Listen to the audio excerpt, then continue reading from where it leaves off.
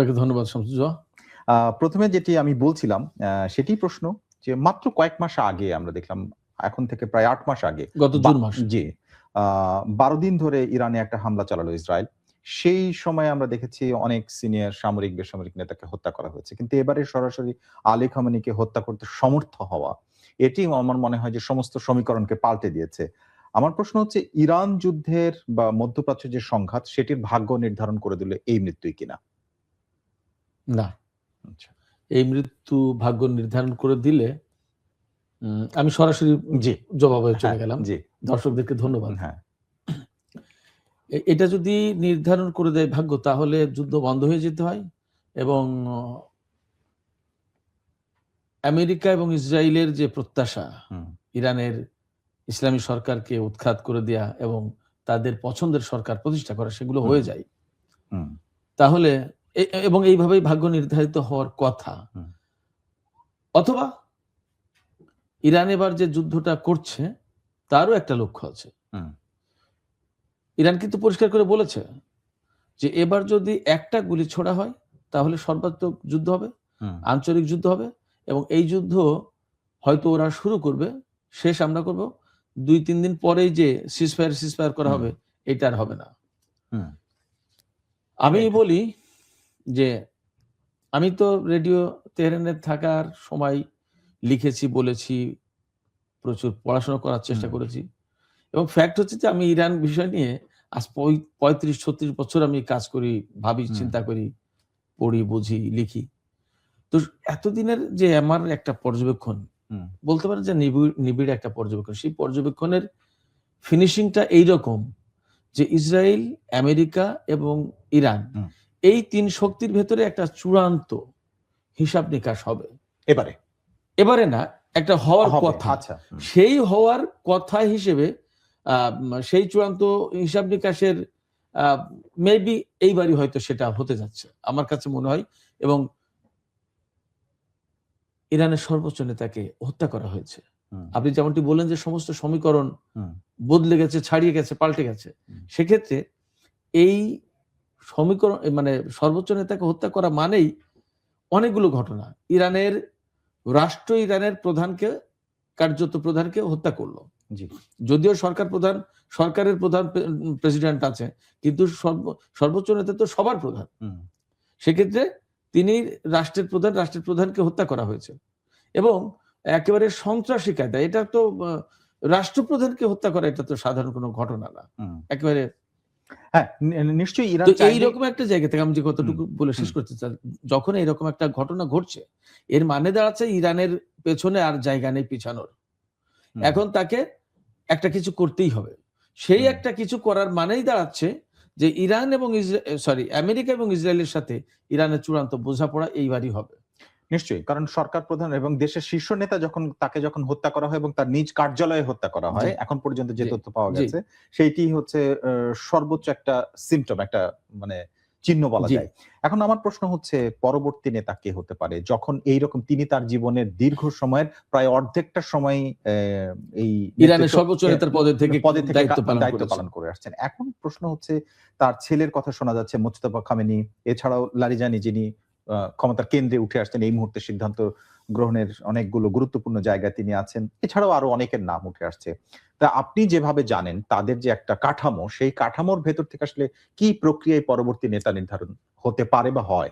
যে প্রক্রিয়ায় নেতা নির্ধারিত হবে সেটা হচ্ছে যে ওখানে অভিভাবক পরিষদ আছে, বিশেষজ্ঞ পরিষদ আছে এবং জাতীয় নিরাপত্তা পরিষদ আছে এবং প্রেসিডেন্টের একটা কনসার্ন থাকে মনে হয়। তো সাংবিধানিক একটা সিস্টেম আছে এবং ওই সাংবিধানিক সিস্টেমটাই ফলো করে সর্বোচ্চ নেতার পদে নতুন কাউকে দায়িত্ব দেওয়া হবে এবং এই নিয়ে জটিলতার কোনো কিছু হবে না সেখানে। এটা মোটামুটি আমি নিশ্চিত বলতে পারি। আর অর্থাৎ সাংবিধানিক কোনো জটিলতা এখানে তৈরি হবে না, রাজনৈতিক কোনো জটিলতা তৈরি হওয়ার কোনো কারণ নেই। এটা সেটেলড ইস্যু। এখন কে হবেন পরবর্তী নেতা, সেটা একটা প্রশ্ন। মোজতবা খামেনির কথা অনেকবারই উচ্চারণ হয়, কথা আসে যে তিনি পরবর্তী নেতা এবং আমি যতদূর যা বুঝি জানি যে এই প্রচারণাটা অনেকটা পশ্চিমা গণমাধ্যমের। আচ্ছা। তো সেক্ষেত্রে মানে অনেকে এইভাবে দেখাতে চেয়েছেন যে তিনি তো এত বছর থাকলেন, পরবর্তীতে তার ছেলেকে উত্তরাধিকার করে দিয়ে যেতে চান, তার মানে খানিকটা রাজতান্ত্রিক একটা ধারার সাথে উনার জীবনটাকে মিলিয়ে দেওয়ার চেষ্টা করে এই অ্যাঙ্গেল থেকেই পশ্চিমা গণমাধ্যম সম্ভবত এই বিষয়টা তুলে ধরে।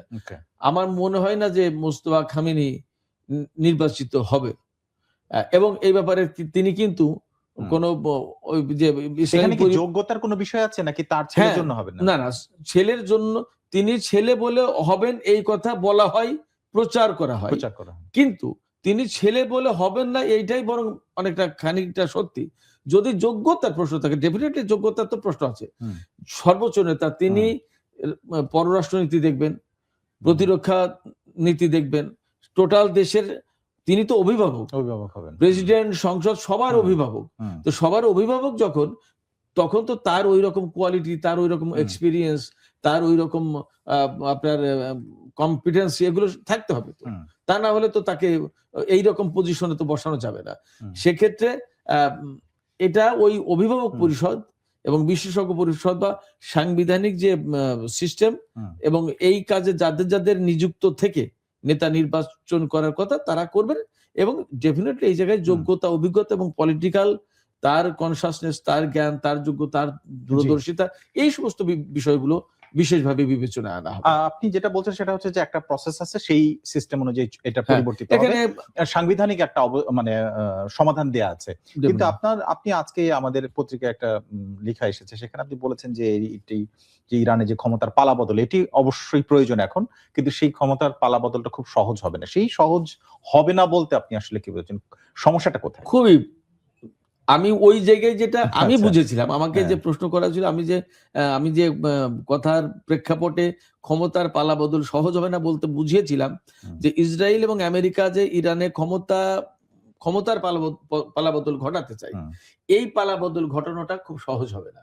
অর্থাৎ ইরানের সরকার পরিবর্তন করাটা আমেরিকা এবং ইসরায়েলের জন্য খুব সহজ হবে না। রেজিম চেঞ্জের যে ব্যাপারটা, ওইটা মিন করেছি যে ওইটা সহজ হবে না।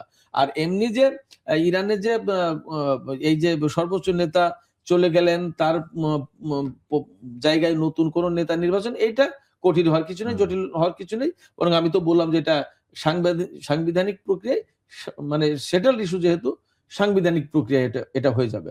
আমি সহজ হবে না বলতে আমি মিন করেছিলাম ইসরায়েল এবং আমেরিকা যেটা চায় ওইভাবে হবে না, ওইটা হবে না। মানে ইসলামী শাসন ব্যবস্থার অবসান ঘটিয়ে, ইসলামী সরকার বা বিপ্লবী সরকারের অবসান ঘটিয়ে তাদের পছন্দ মতো, যেমন রেজা শাহের ছেলে রেজা পাহলবিকে তারা বসাতে চান, এই বসানোটা খুব সহজ হবে না।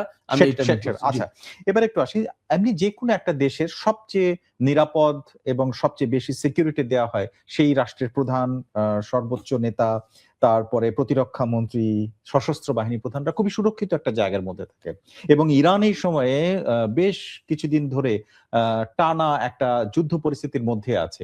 সেই রকম সময় আপনার মনে হয় যে সশস্ত্র বাহিনীর প্রধান মুসাভিকে, তারপরে নাসির জাদে প্রতিরক্ষা মন্ত্রী, যাদেরকে হত্যা করা সম্ভব হয়েছে, এবং সবশেষ আপনার সর্বোচ্চ নেতাকে, এইটা একই সাথে একদম পরপর হত্যা করা সম্ভব হলো, আপনার কাছে কি মনে হয় যে এইটা গোয়েন্দা ফেলিওরের জন্য হয়েছে এবং সেটা ইরানের দুর্বলতা আসলে আছে? এই জায়গায় তো অবশ্যই বলতে হবে যে গোয়েন্দা ফেলিওরিটি। কারণ যখন এই বিভাগটা সফল, তখন তো এই ধরনের হামলার আগেই তাদের কাছে তথ্য থাকার কথা, আসার কথা, যে এই হতে যাচ্ছে, এখান থেকে এক্ষুনি আপনারা মুভ করেন, জায়গা ছাড়েন, সেই পজিশনে যান, ইত্যাদি ইত্যাদি। এইটা যেহেতু হয়নি, তাহলে ডেফিনেটলি গোয়েন্দা ব্যর্থতা, এটা একটা ব্যাপার। আর একটা ব্যাপার হচ্ছে যে গোয়েন্দা ব্যর্থতা মানে সামগ্রিকভাবে উত্তর তো একটাই, গোয়েন্দা ব্যর্থতা তো বটেই, কিন্তু এর সাথে আরো কিছু যদি এর সাথে যুক্ত করা যায় সেগুলো বলা যায়। যেমন এই গোয়েন্দা ব্যর্থতা এর সাথে এমন হতে পারে যে ভেতর থেকেই এজেন্টরা তো কাজ করে থাকে। যেমন আপনি জেনে থাকবেন নিশ্চয়ই যে ইসরায়েলের প্রধানমন্ত্রী বেনিয়ামিন নেতানিয়াহুর দপ্তরের চিফ অফ স্টাফ, তাকে কিন্তু গৃহবন্দী করে রাখা হয়েছে, আই থিঙ্ক। কারণ হচ্ছে কি, যে তার বিরুদ্ধে অভিযোগ যে 2023 সালের 7 অক্টোবর যে হামাস ইসরায়েলে অভিযান চালালো। অভিযানটা এই অভিযানের পরে বা আগে পরের সময়টাই সে হামাসকে বা ইরানকে তথ্য দিয়ে সহযোগিতা এখন করেছে। কথা হলো কি, সেইটা হচ্ছে যে ইসরায়েলি তাহলে সেটা একটা সক্ষমতা যে তাদের নিজেদের মধ্যেও কেউ যদি বিট্রেয়ার থাকে তাকে খুঁজে বের করে ফেলা হ্যাঁ, এবং তাকে অ্যারেস্ট করেছে তারা, Definitely. তাই না? কিন্তু ইরান সেই জায়গাটায়, আমি প্রশ্নটা এই জন্য করছি, হুম। মাত্র কয়েক মাস আগেও একই ধরনের ঘটনা ঘটেছে এবং সেখানে প্রায় 10 জনের বেশি সামরিক কর্মকর্তাকে এবং উচ্চ পদস্থ তারা একদম তাদেরকে top level এ। টপ লেভেলের হত্যা করা হলো। সেটিও সম্ভব হলো, এবারেও প্রথম সম্ভব হলো। অবস্থায় সম্ভব হলো। মানে এখানে ডেফিনেটলি ব্যর্থতাটার মাত্রা নাকি বেশি। সিআইএ এবং মোসাদের কাছে আসলে টিকতে পারাটা কঠিন? আমি সবই বলবো। ব্যর্থতার মাত্রাটা তাদের সামনে টিকতে পারার কঠিন মানেই তো ব্যর্থতা। ব্যর্থতা, রাইট। আপনি সমীকরণ করলে তো তাই আসবে। তাই আসে। যে সেক্ষেত্রে ব্যর্থতার মাত্রাটাই বেশি বলবো। এবং এই জায়গায় যদি স্যাবোটাজ হয়ে থাকে বা এজেন্ট হিসেবে কেউ কাজ করে থাকে, করতেই পারে, নট ইম্পসিবল। সব ধরনের সম্ভাবনা বা আশঙ্কাই মনে হয় ইরান বিবেচনায় রাখবে। এবং আমি আপনাকে এটাও বলি যে ইসরায়েল যেমন তাদের চিফ অফ স্টাফকে ডিস্টিংগুইশ করতে পেরেছে যে হি ইজ দ্য এজেন্ট, কেমন ইরানও এরকম বহু এজেন্টকে ডিস্টিংগুইশ করেছে, আটক করেছে এবং তাদেরকে বিচারের আওতায় এনেছে। এবং ফ্যাক্ট হচ্ছে এখানে একটা মজার তথ্য বলি যে এদেরকে যখন বিচারের আওতায় আনতে যায় তখন ইসরায়েল এবং আমেরিকা বলে যে একটা লোককেও ফাঁসি দিতে পারবো না, ফাঁসি দিলে কিন্তু যুদ্ধ করব। তার মানে তাদের এজেন্ট সেট করা, তাদের এজেন্টদেরকে বিচার করতে গেলে, ইরান বিচার করতে গেলে তাদের বিচার করতে দেয় না। কতটা অধীনস্থ কান্ট্রি, কতটা অধীনস্থ গভর্নমেন্ট চাই ইসরায়েল এবং আমেরিকা। ওকে, এবারে একটু আসি এভাবে যে আপনি যেটা এর মধ্যে বলেছেন যে যুক্তরাষ্ট্র প্রথমত ইসলামী শাসন অবসান চায়, যেটা খুব একটা কঠিন হবে না আপনার মন্তব্য। তো আমার প্রশ্ন হচ্ছে যে পর পর একের পর এক যুদ্ধ করছে এবং একের পর এক হামলা করছে, অনেকটা ঘোষণা দিয়ে অনেকটা বোঝা যাচ্ছে যে ইরান এখন তোপের মুখে। এটা এই মরিয়াটা তাহলে কেন? শুধুই রিজিম চেঞ্জ নাকি এর বাইরে আর কি আছে? মানে অনেক কিছু, সেই জিনিসগুলো একটু বলবেন। আমি অনুরোধ করব আপনি আমাকে সময় দেন। প্লিজ বলেন।